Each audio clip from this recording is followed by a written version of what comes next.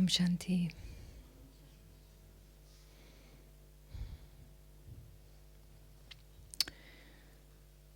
So the topic this evening,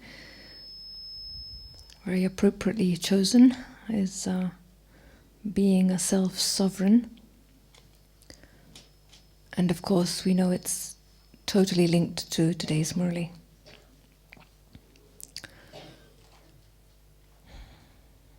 It's a very formal word, isn't it? Being a self-sovereign.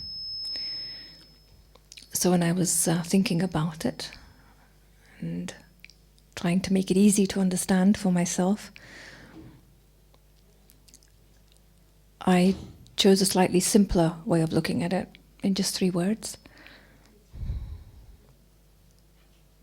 Power, control, and choice.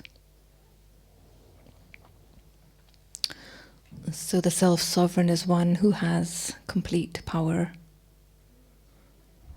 and therefore full control, and therefore right choice.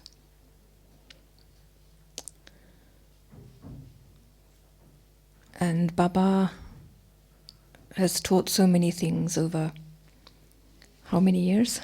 80 years. But I think ultimately when we say Raja Yoga meditation, it just means I'm in charge. No one can take away that power. Nothing can disturb me. So it means that nothing outside of me has more power than me. Is that right? It's tug of war. There's the outside versus the inside. And if the inside is weak, then the outside wins. Simple mathematics, isn't it? Simple equation. But if the inside has full power, then the outside can't disturb, can't interfere, can't distract, can't attract, can't influence. And it also means that I have the power, Baba called it controlling power. I have the power to use what I have within my means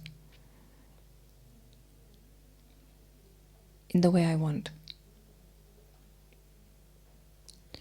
So Baba divides it into 2 different things. He says it's the subtle senses and the physical senses. Yeah, the mind, the intellect, the subconscious mind.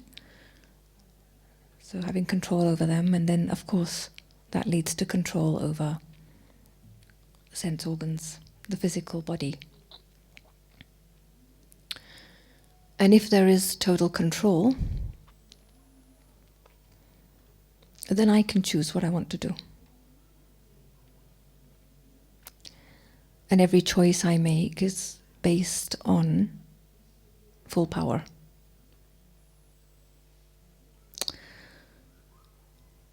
So recently I learnt how to drive a manual car.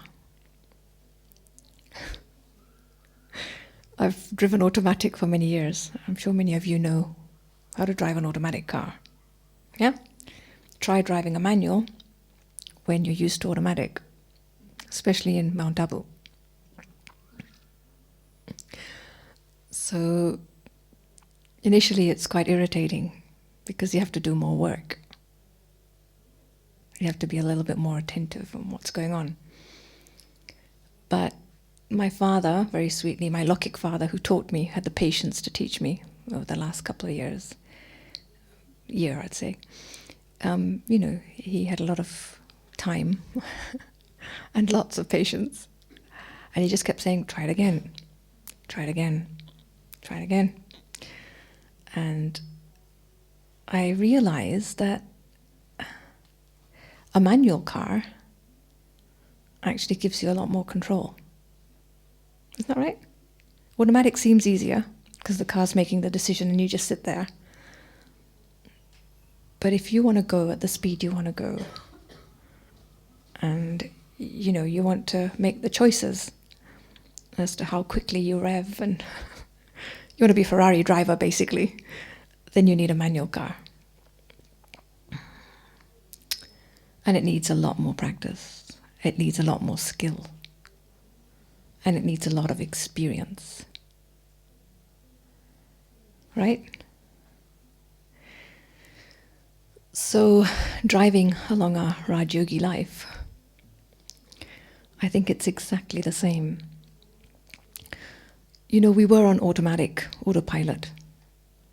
Then may I have the courage to say, maybe some Brahmins are still on autopilot.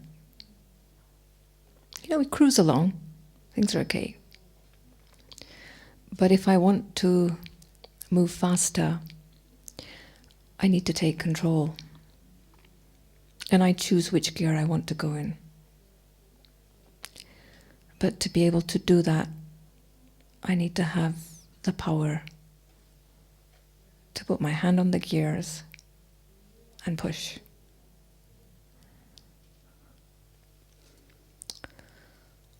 Then I asked myself today, well, reflecting on the Murli, what is it that needs control? What is it that needs power? What is it that makes the choices within me?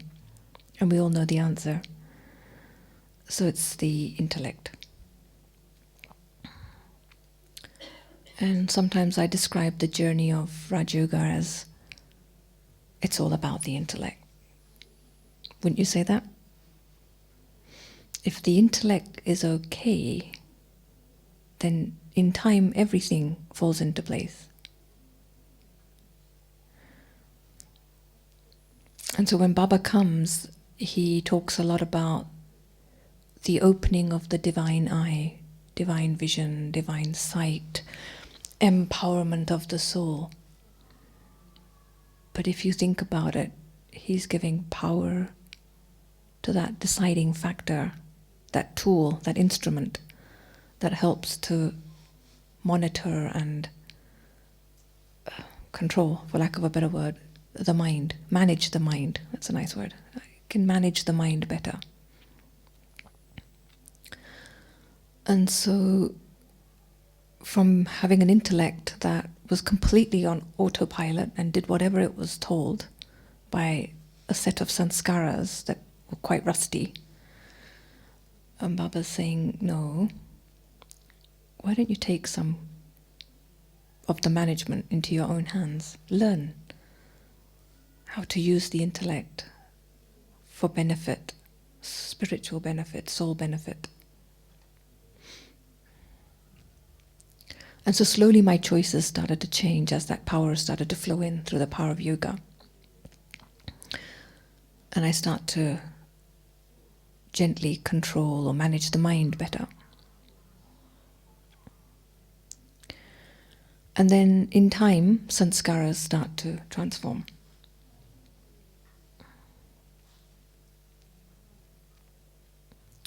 Then Baba spoke today about two of our pitfalls. There are many along the way, but the two he mentioned today was wastage, yeah? And he also talked about wastage, I like to call wastage leakage. And then he also talked about carelessness. So wastage for me, this leakage, indicates that it's not like I'm not making effort. I am. Just to be a Brahmin and stay alive, you're making some effort. But what it implies is that there's a crack somewhere. And whatever's flowing in is also being lost. You can never fill something and hold what's there. I can't fill it and, really value what's there if it's leaking all the time. So this leakage of spiritual strength, of spiritual power, can lead to a lot of disheartenment. We touched that word as well. When you make the effort and you just don't think you're getting enough result. You feel like that sometimes? I'm putting so much effort in and either, my sanskars are not changing or what I'm trying to achieve is not happening. And sometimes it's just, you just have to keep making the effort because you haven't quite accumulated enough for things to shift. But certainly many times it's actually the crack, the leakage. And the leakage can come from various different angles. One leakage is certainly a simple one to understand, is a lack of following the daily maryada, the daily timetable. That's a very easy leakage to manage, because it's a, look at the clock and do this and do that type of leakage. And even if, you're not having the best yoga at Amrit Vela, you're not perhaps, cooking a 3-course, 5-course meal for Baba, but if you're staying within the boundary of Srimad, it's going to give you power. Some power. But I'm thinking to myself that possibly the biggest leakage in Brahmin life is lack of loving intention. You can wake up from Amrit Vela because the alarm clock goes off and go, oh my God, it's so cold. Or you can wake up even before the alarm clock goes off with the thought, how lucky I am to know this incredible magic of this time. And the fact that I'm one of the few privileged souls who can carry the responsibility of connecting to God. Can you imagine what a huge difference the intention will make in the way, the style of connection with Baba?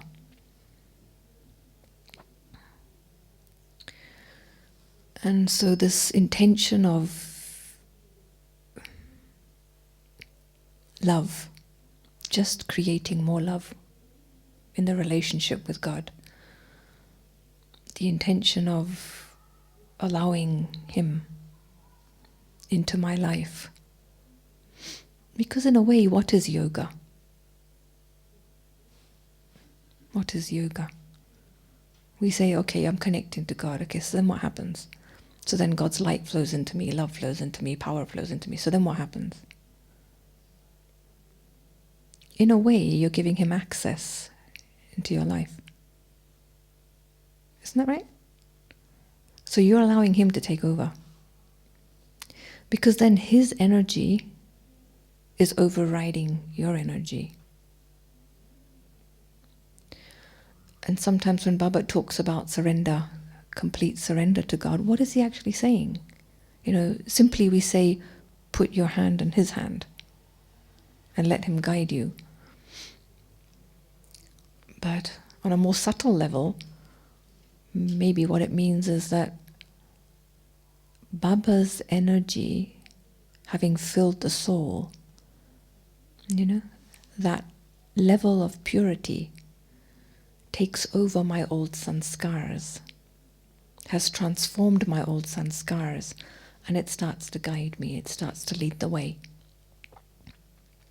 Another nice way I always see the intellect and the working of the intellect is like a compass. And the compass just needs to point north. That's what Baba says, just point north all the time. Remember me means what? Just plug into me. Yeah? And for most of us, the compass needs to plug into other things during the day. You have things to do, and not everything can be done on autopilot. You need intellectual energy or focus to go into so many tasks, especially if you're working out in the world and you're in an office. Wherever you put attention. There's an interesting word in Hindi, it's dhyan. They use it in bhakti to mean meditation as well. Actually, it means just to pay attention. So if you're working on a computer, or you're a nurse dealing with a human body, you need to pay attention to what you're doing. And the intellect needs to be involved there. Because if you don't, you can create mistakes. So it's very important to know when the intellect needs to plug into various worldly matters. But I guess for me, when Baba says, remember me, it's like, well, the minute you don't need to be involved anywhere else, just bring that needle back to north. Just come back to the truth. Come back to the direction which we call soul consciousness and God consciousness. Because then when the needle needs to move as well, it's almost like, if I can, use another metaphor, it's like an elastic band. You can pull it as much as you want, but it'll always come back to what it knows best. And some elastic bands are round when they're left alone, and some are sort of more oval-shaped. Have you seen them? In India, you see the oval-shaped ones a lot. In the West, I've seen more round rubber bands. And then you stretch them however you want, and then they come back. Yeah? So if the intellect is used to pointing north, then no matter where it gets stretched, it will come back there. Because that's what it's become used to. And it can work the other way as well. If I don't have controlling power and I'm used to plugging in to another source of energy for my churning. So maybe I like thinking about the price of oil, maybe I like thinking about my children, maybe I like thinking about what we're going to have for the next meal. That will become your kind of your elastic band when it's at rest. It's your natural, normal state. And Baba's saying, no longer do I want you to plug in just to these worldly, mundane things. I want it to be natural for you to keep coming back to me, for the intellect, for the needle to keep coming back to north. But for the intellect to stay north, it needs maximum power.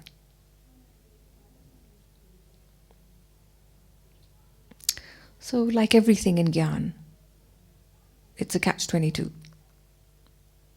You put effort in to stay focused north, and the more you stay focused north, the more power you get, the easier it is to make effort. Everything in Gyan is chicken and egg, isn't it? Is it knowledge first or yoga first? The more knowledge you have, the better yoga you have. The more yoga you have, the better you understand knowledge. Isn't that right? So it's all, everything works together. You can't single out one part of knowledge. So it's the intellect that needs to be cared for. Ultimately in Brahmin life, it's all about the intellect. That's my understanding, and that's been my experience. And so to pay attention, dhyan lagana, as we say in Hindi, to where is my intellect going, is a good indication of how much power there is in the soul, and how much self-sovereignty there is, how much rulership there is. If the intellect is going where I want it to go, and is plugging into the right socket, that indicates a good level of power. And Baba used another interesting metaphor today, the one of the full stop. When I say stop, does it stop? Or does the intellect get interested in something else and then pull the mind along and start that, churning? And a good way of checking what it is that pulls your intellect, possibly where, a little bit of this word attachment lies, or interest lies really, is when you sit down to have meditation. So you tell yourself, now I'm going to think of Baba, and what happens? It's a great time to check where and how the intellect deceives us, in a sense, and where it decides to wander off to.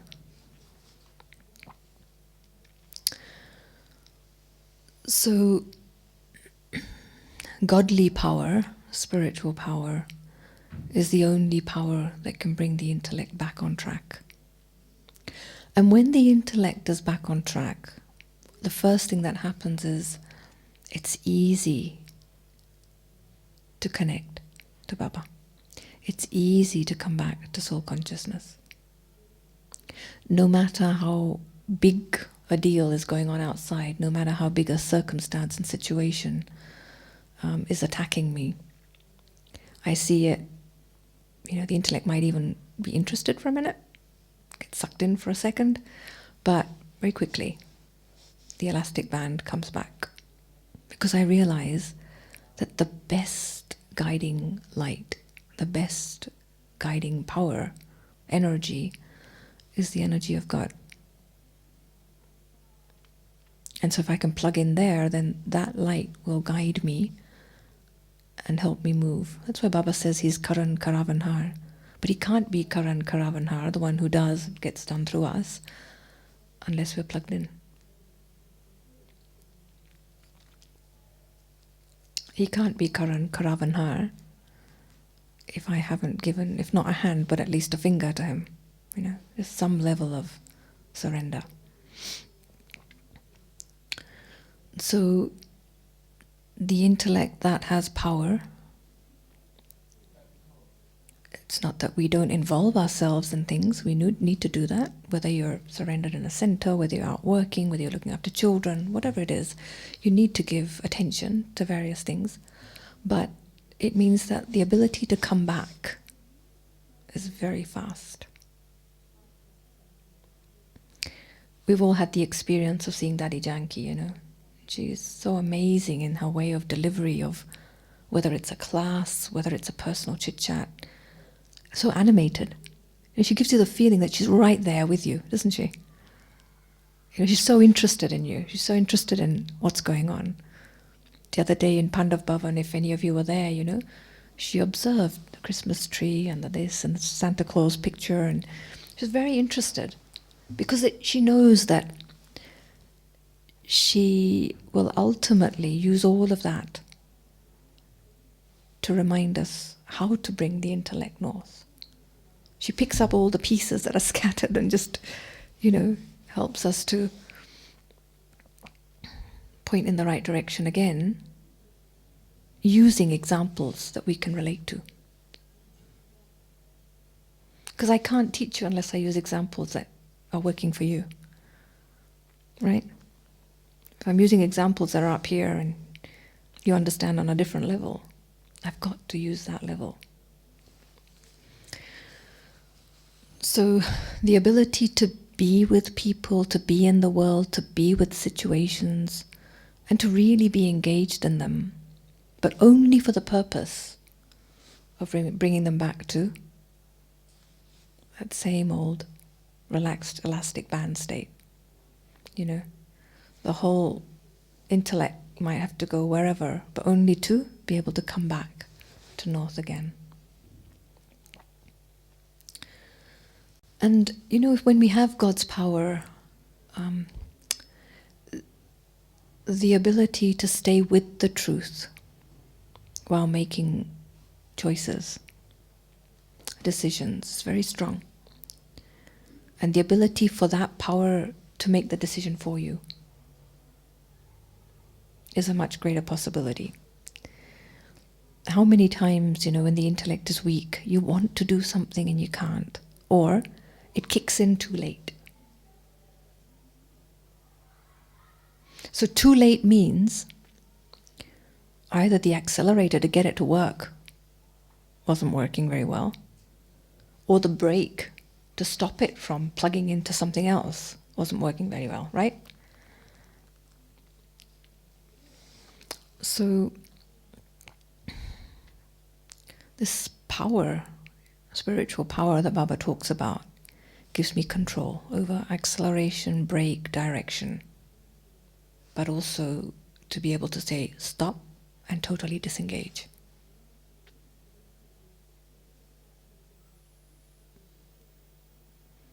So the result of spiritual power is that the mind operates completely the way the intellect wants. And the intellect is totally driven by Baba's power, godly power. So the mind makes decisions that are based on soul consciousness, that are what we call virtuous decisions. And they will always point us in a direction that not only leads to my benefit, but to the benefit of anyone I'm interacting with, whether on a physical or a subtle level.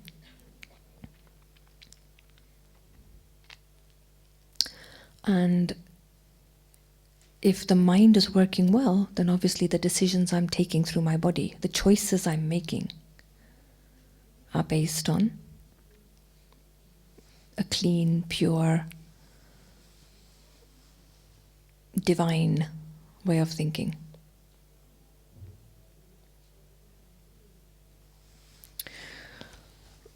So the essence of Raj Yoga then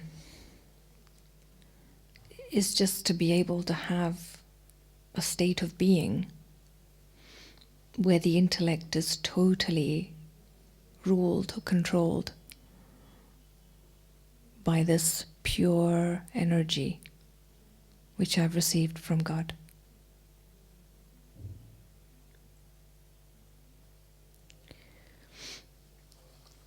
And it's really amazing how no matter how much we churn knowledge, and it is interesting to churn knowledge, and it's very important to keep churning knowledge. But, so much churning needs so much yoga practice to back it up. And it's the yoga practice that backs it up and that gives me the clarity, the openness of the intellect. What was the word Baba used? The broadness of intellect? What does it mean, broad intellect? Broad intellect. Sister Genti sent out a little email, which I saw today, about a recent sort of meditation laboratory, like a workshop they did in the UK, about a broad intellect and an elastic heart. Everything to be able to be flexible, to see things in the context of the time, the person. That very moment carries so many contexts, doesn't it? And so to be able to completely use the truth in the context of the moment. Maybe that is the difference between dogma, religion, and spirituality. So it's not that dogma or religion doesn't have the truth. They have many truths, don't they? If anyone has read any holy book, any religious scripture in your life as the part of bhakti, there are some beautiful things in them. They even talk about soul, some of them. There's lovely descriptions. But the ability to practice it and to apply it in context is not there. In context meaning consideration of everything that's happening around that situation. The people involved, Baba says Trikaldarshi, the past, the present, the future. The capacity of the people involved. And sometimes also the urgency of how quickly a decision needs to be made. And I think this is really what we call experience in handling life. The broadness of the intellect allows me to see things from a greater and greater perspective. And so the more power the intellect has, the more broad it becomes. Meaning, I can see things from a very broad-minded perspective. That's what the wording is in English, isn't it? It's not the mind that's broad, but the intellect can handle what's going on and also understand how to piece everything together to help it move forward and the best way possible. So I like, when Baba says broad intellect, far-reaching intellect, far-sighted intellect. So I see many parts of the puzzle.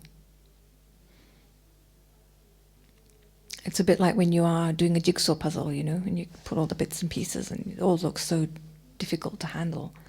But somebody who's got a good photographic memory, and you know, oh, I put a corner piece over there and I put another side piece there and then when you're looking for a piece, you remember where it is.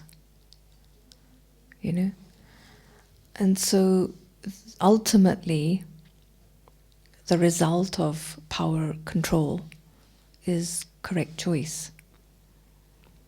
And so to get to that point of correct choice, the power the intellect has allows it to control bigger area. It's like a plane or a bird. The more force, the more power. I'm not sure if this is correct, but the larger the wings, the span of wings. Making this up. The higher it can fly.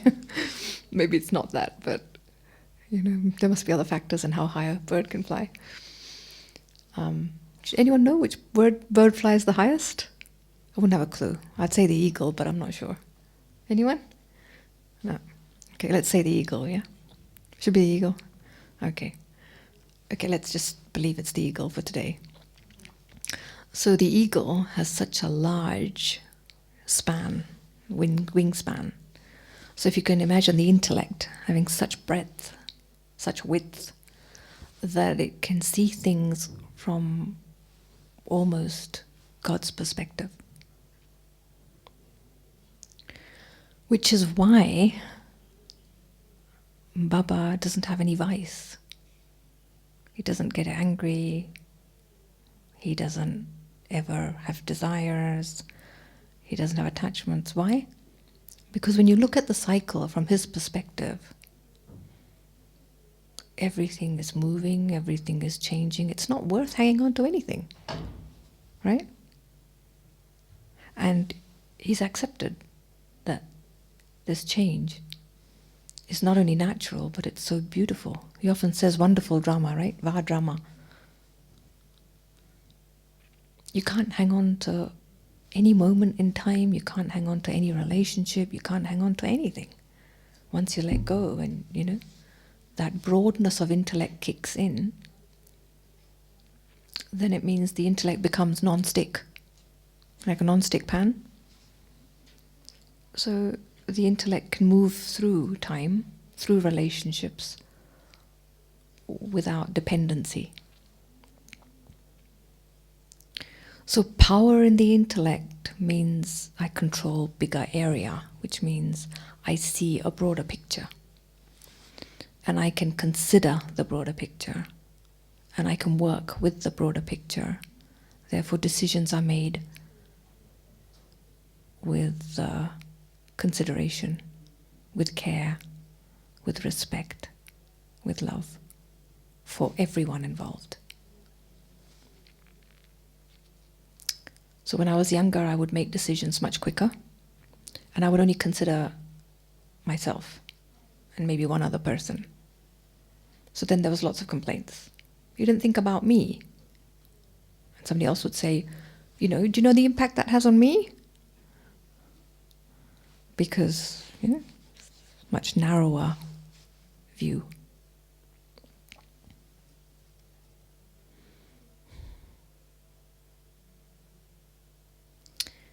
And then the last point maybe I can pick up on is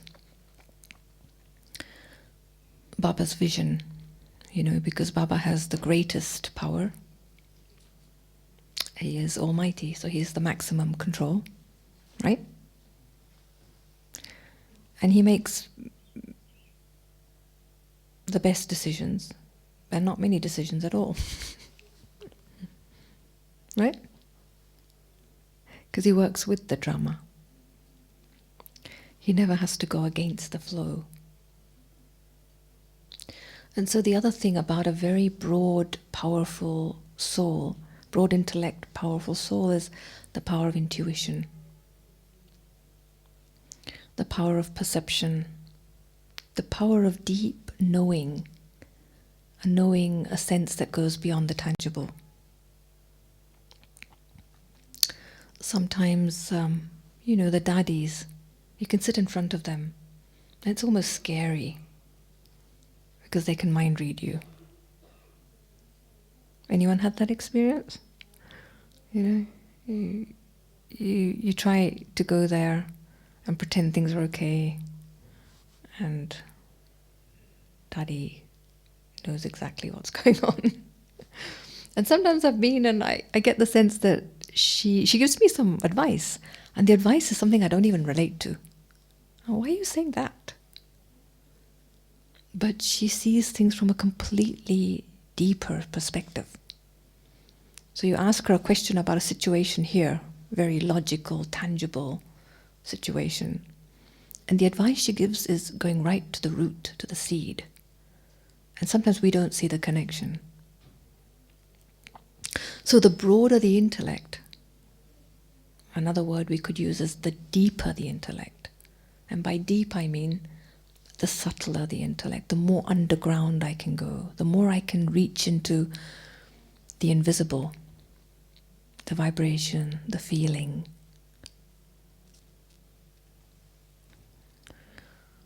And so to really get to that space of totally correct decision, I can't just deal with what is visible. I have to deal with the intangible. I really have to deal with creating a feeling of unity, a feeling of acceptance. And sometimes it might mean putting tangible things on hold. You might have a plan that needs to go forward. And if you've listened to, Murali's where people have asked Baba about projects and plans, he always says, unity first, then plan later, project later. Have you noticed that? Baba will always say, whatever the group wants, whatever you all decide, then the blessings will come. Why? Because intangible energy is really like the roots of a tree. It works in a way that supports everything. If the roots of a tree are affected and rotten, the tree will eventually die. And the world these days is a strange thing. It sort of appreciates the flowers, appreciates the fruit. We appreciate the leaves when they change color, or they're fresh, leaves in spring. Sometimes we appreciate the bark of a tree, the trunk of a tree. All sorts of things that we can see. But very few people might have the thought, gee, the roots are doing a really good job.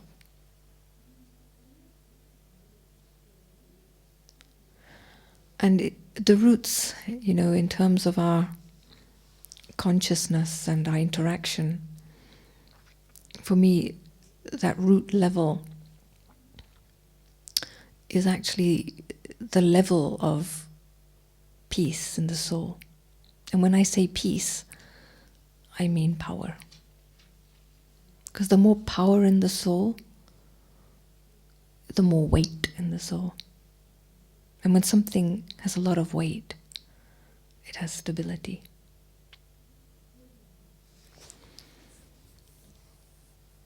And so a full battery, a full soul, has so much power, so much weight, so much strength, that it can stay unaffected, uninfluenced, immovable, unshakable, as Baba says. And that's where control comes from. It comes from my own weight. It doesn't come because I control you. It comes only because I've controlled myself. And by controlling myself, if my intellect is plugged in north, and I'm sitting really powerfully on my chair, can anyone do anything to me? No. So what do? I end up controlling you. If you can't control me and I stay put, then I've controlled you. Right? because you can't make me budge, so you can work around the truth then. I'm having a very interesting time these days. A new role that I haven't played before, because I'm not a parent, so I'm looking after somebody who's with me. And I'm learning how to just not budge. If you've dealt with children before, you probably know what I'm talking about. How to be very loving, but just keep sitting on my chair. And say, if you want to sit with me, it's good. If you don't want to sit with me, well, I'm going to sit here. I'm not budging from the truth, from principles that we have agreed on, set boundaries around, right? And I'm learning to stay there and be stable and realize that in time, people will realize that what you're doing is a good thing, sticking with the truth. It doesn't mean I can't put my hands out to help you, but I'm not moving from where I am. So the power of truth, gives me such incredible management strength, controlling power, as Baba calls it, over everything that is within my area of influence, which is basically me, the different layers of me. And that's why there's that saying in English, he who rules his mind can rule the world. I don't have to try to rule the world. I just have to keep stable in my own truth.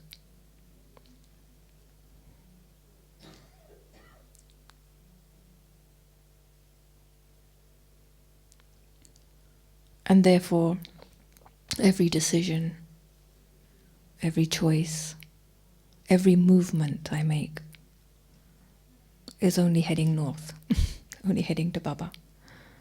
So anyone influenced by that energy can only head towards Baba.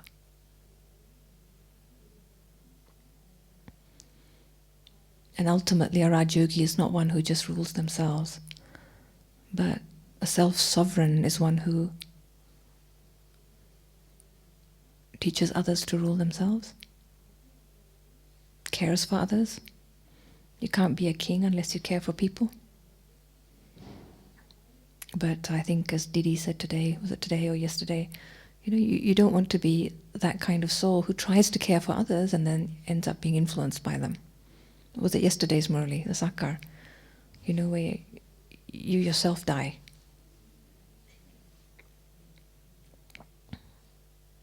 So if you want to be a doctor or a nurse, how much immunity you need to have yourself.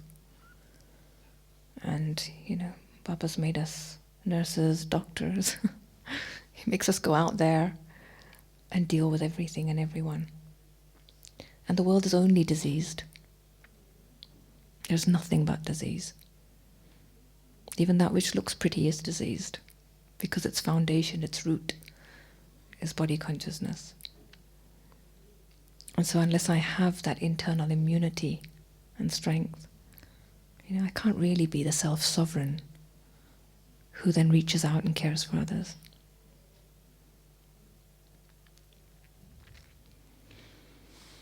Okay, so my thought was maybe we can have an open discussion for 15 minutes, Q&A, comments. Anything else that you'd like to add?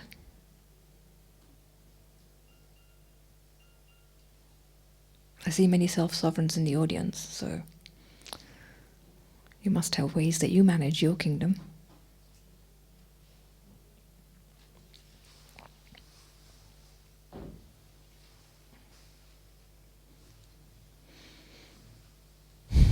Any thoughts? Okay, any questions? Did anything not make sense?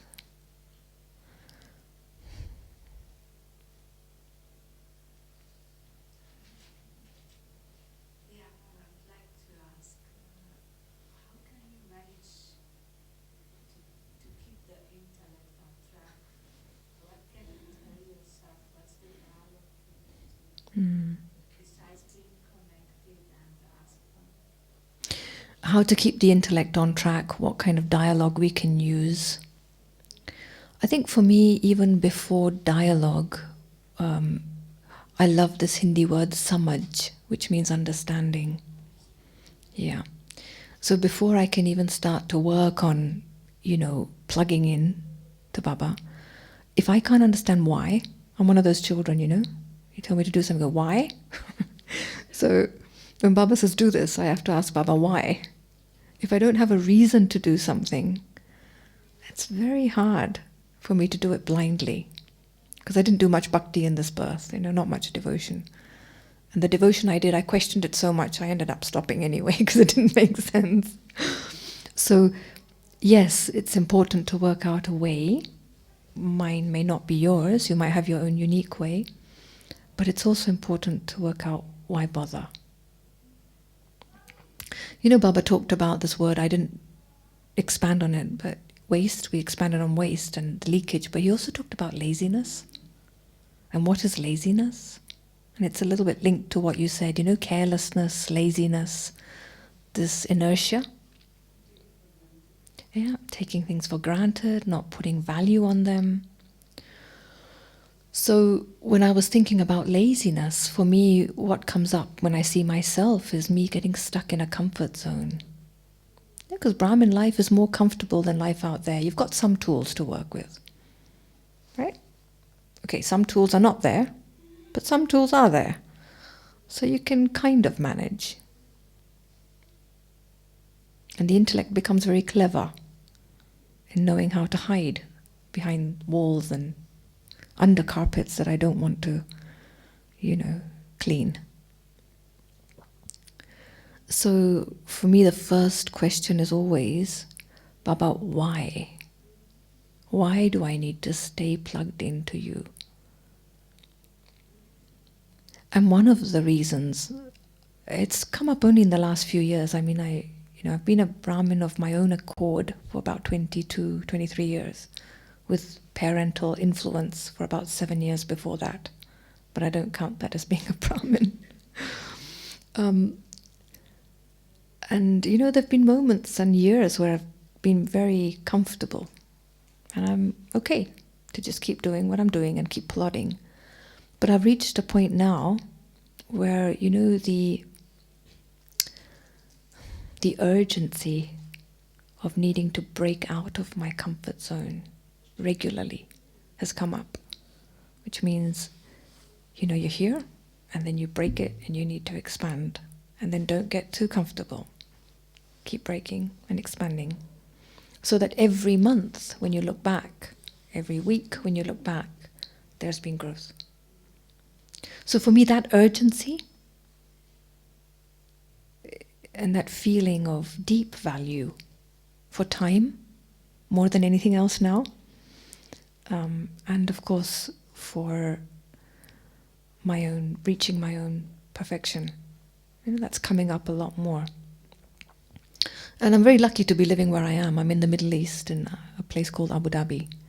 And there's many things going on in the Middle East now that are making us very aware that time is changing. So once that understanding is there of why I need to do something, then the love for the aim, so I understand I want to get to an aim. The love for that aim drives me to make changes. So, for example, for me, several times in the day now, traffic control time, or if I miss a traffic control, then at least a few times in a day, I am asking myself, where is your intellect plugged in?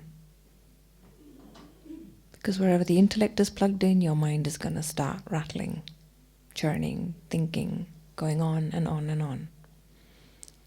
And I ask myself, is it worth it being plugged in there? Is it more important there, or should I bring it back to Baba? And maybe there are things you need to think about, and that's fine.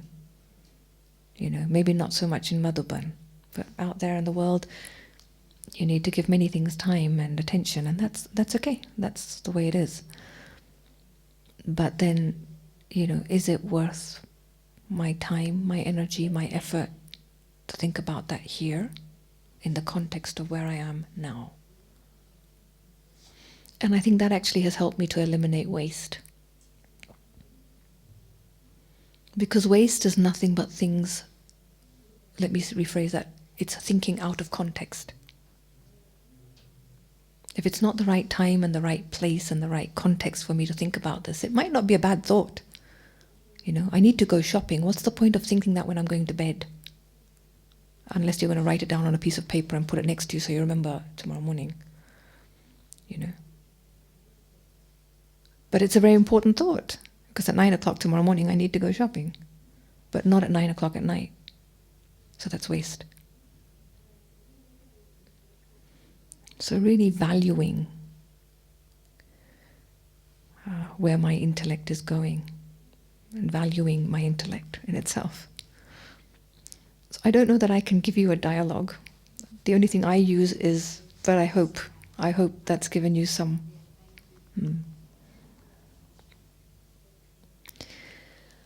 Any other thoughts, any other comments? Questions? Yeah.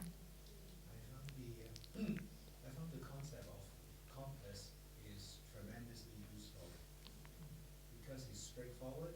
You don't necessarily have to have any feelings and attachment. It's very straightforward that if you're like beginning of your conversation as driving, what's more important than being absolutely right at all times. As a driver myself, even the Google Maps sometimes make mistakes. And there's nothing worse than that. Because then you're completely lost.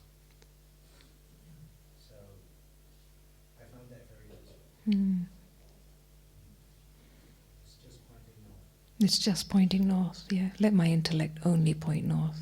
And therefore, what you said was then the power is, I think one of the most powerful lines I recorded here is then, like Baba, sometimes the power of the decision is not making them and just believing in the drama and that is really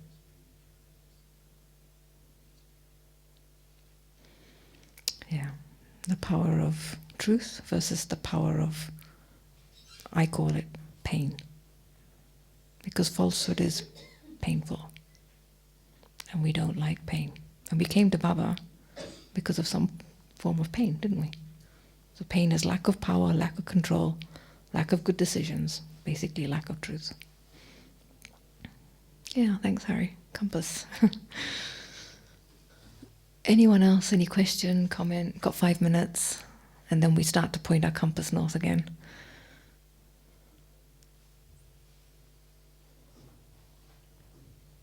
Just for the sake of sharing, there's silence. A unique thing that I haven't heard before that I really liked was the aspect of yoga. That you're giving Baba access to override. I just found that very nice, again, very helpful.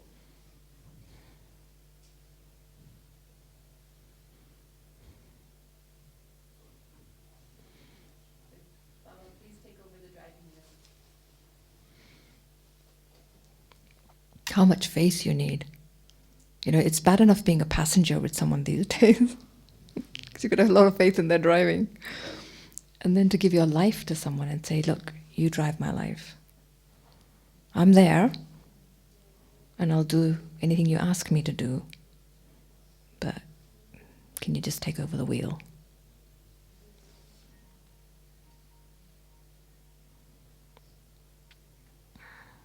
And then to have faith if the driver decides to do something that seems totally absurd. Has that ever happened to you in your Brahmin life? You would have thought this, but the drama, in conjunction with Baba, because drama and Baba always work together. They're very good husband and wife. They get on very well. Have you noticed that? Baba says va drama and drama says va Baba. They always support each other. Yeah, always. A little bit in opposition. So just to go with the flow, go with the drama.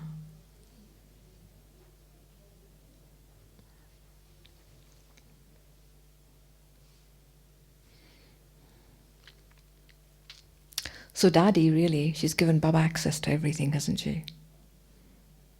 And I know for me that also implies total honesty. Because somebody can't access your safe unless you give them the the code. Or at least you tell them the safe is open. It looks closed, but for you, I'm letting you know it's open. It's closed for everyone else. So Daddy, all the daddies, all the seniors, whether they're in front of us or they've gone, Brahma Baba, number one, he gave God total rights. That's why God gave him right. And again, if I don't see it that way, if I don't understand that the more I give access to Baba, the more he will give me access to him, then I don't understand the word surrender, or why bother to surrender? If it means losing power and losing control and losing choice, why would I do it?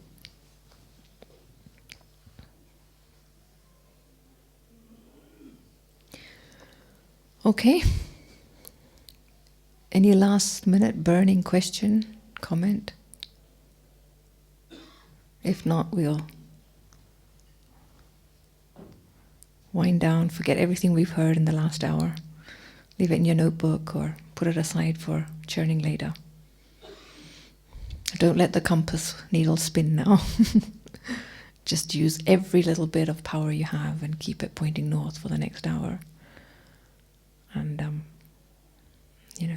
let's prove to Baba that we're going to become self-sovereigns and stay self-sovereigns and really fulfill his hopes.